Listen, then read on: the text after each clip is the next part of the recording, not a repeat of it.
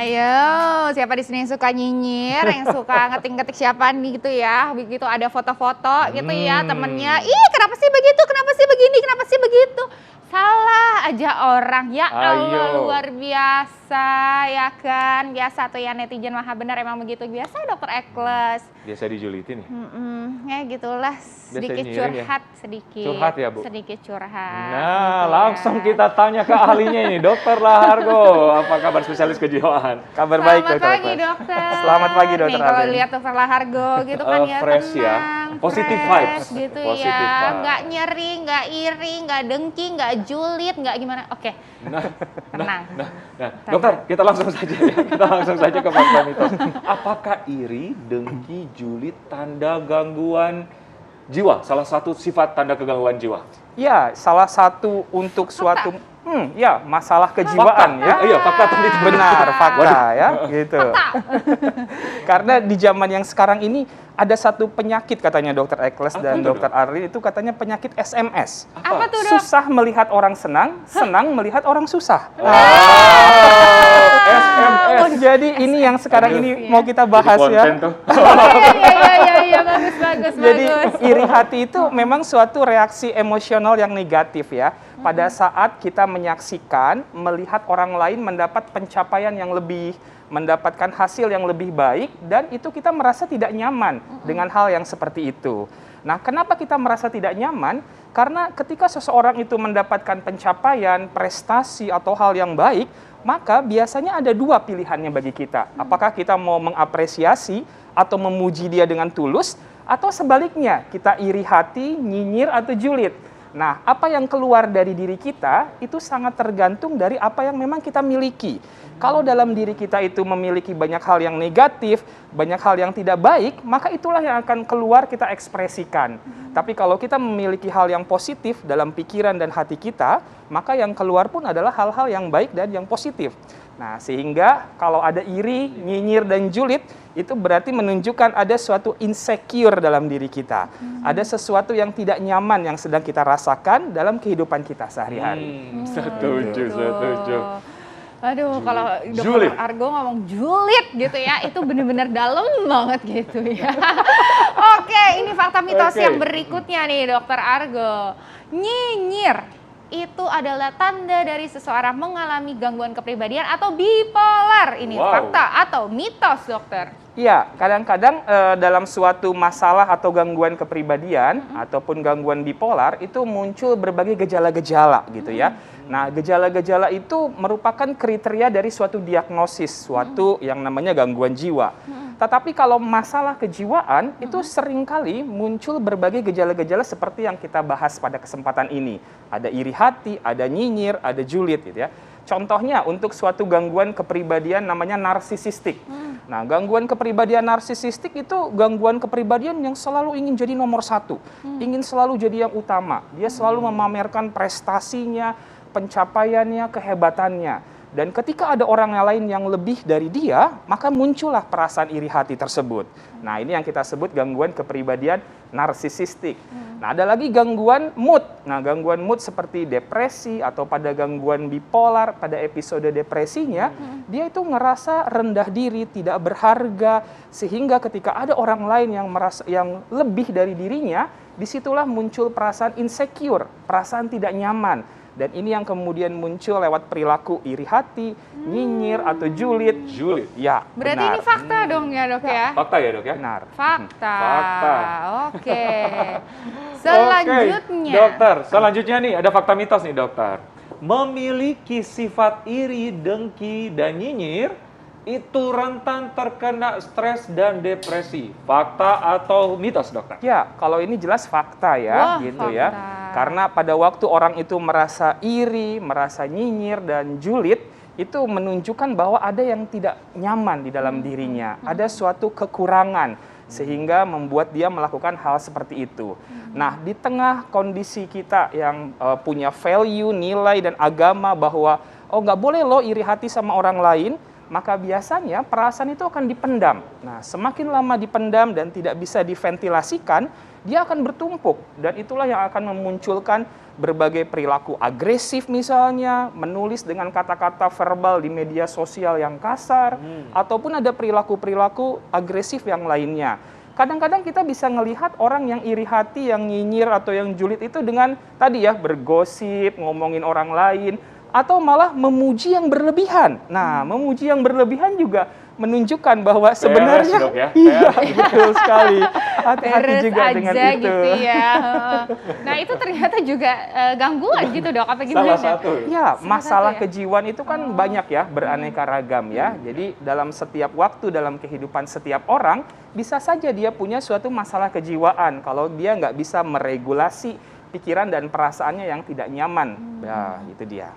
Gitu, oke. Nah Dok, tapi kan kalau misalnya di sosmed gitu ya, di sosmed apalagi, itu kan mudah banget orang mengutarakan pendapat, ya kan? Pendapatnya ada yang bagus, ada yang julid gitu ya. Nah banyak julid ini kan banyak banget, Dok. Masa semuanya ini depresi gitu ya? Pasti ada pertanyaan tuh, gimana Dok perbedaannya nih Dok antara orang yang misalnya udah mengekspresikan diri sama yang ini udah tanda-tandanya gangguan jiwa deh kayaknya gitu. Nah itu gimana Dok? Benar sekali Dokter Arli. Jadi nggak berarti kalau iri itu pasti gangguan jiwa gitu ya. Ya, dia ada Gimana tahapannya terlebih ada dahulu tahapannya. gitu Ada ya. tahapannya. Jadi yang pertama, ketika kita misalnya sekarang kan dengan berbagai platform media sosial, kita mudah sekali ya melihat kehidupan orang lain, apa yang dia lakukan, dengan siapa dan bagaimana dia mengerjakannya. Nah, itu membuat kita jadi comparing, membandingkan hidup kita dengan orang lain. Nah, disinilah pentingnya kita punya yang namanya nanti self love ya terhadap diri kita gitu.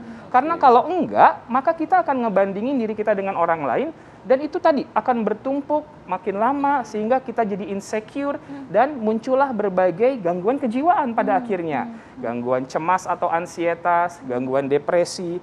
Jadi tidak langsung tiba-tiba kalau kita iri, julid dan nyinyir tuh pasti gangguan jiwa. Tapi itu merupakan hal yang perlu diatasi agar tidak berujung kepada berbagai gangguan kejiwaan pada akhirnya. Setuju dokter. Nah, selanjutnya nih dokter. Iri, dengki, dan nyinyir juga ternyata berpengaruh terhadap metabolisme kita. Salah satunya adalah susah tidur. Fakta atau mitos? Tapi dokter, jangan lu jawab dulu. Mau tahu fakta atau mitos, dokter Alin? Mau tahu ya? Tetap bersama kami hanya di Hidup Sehat. Ternyata ya, film-film itu dinamakan dengan kasus penyakit mental atau kejiwaan. Iya, betul sekali ya. Tapi yang namanya film ya, Dokter Eklis, jangan sampai kejadian di dunia nyata ya. Amit-amit jangan sampai. Nah, ini ada fakta atau mitos yang belum dijawab nih, Dokter. Mengalami gangguan tidur itu juga jika sering iri itu ternyata kita bisa sampai ngefek ke metabolisme. Salah satunya gangguan tidur ya, dokter. Gangguan tidur. Ini fakta atau mitos, dokter? Iya, itu adalah fakta ya. Fakta. Benar. Karena apa yang kita pikirkan berulang-ulang dan terus-menerus tentunya akan mengganggu kemampuan tubuh kita untuk menjalankan aktivitasnya sehari-hari. Dan salah satunya itu adalah tidur yang terganggu.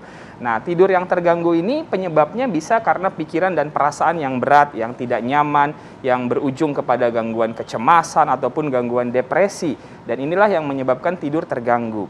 Kalau tidur sudah terganggu, maka dia akan menurunkan imunitas tubuh kita, menurunkan juga kemampuan kita untuk memanajemen stres dalam kehidupan kita sehari-hari. Dan itu memudahkan kita terserang berbagai penyakit pada akhirnya, yang akhirnya juga membuat kehidupan kita menjadi tidak baik. Jadi harus dihindari tadi ya, pikiran dan perasaan yang berlebihan seperti iri hati, julid, nyinyir, dan yang lainnya. Oke, nah, gangguan... Termasuk gangguan pernafasan kah, Dok?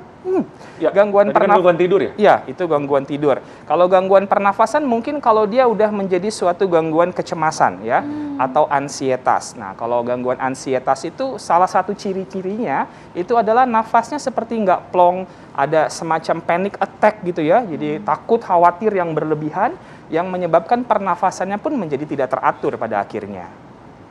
Baik, Nah, ini baik. banyak sekali ya informasinya ya dok ya dok.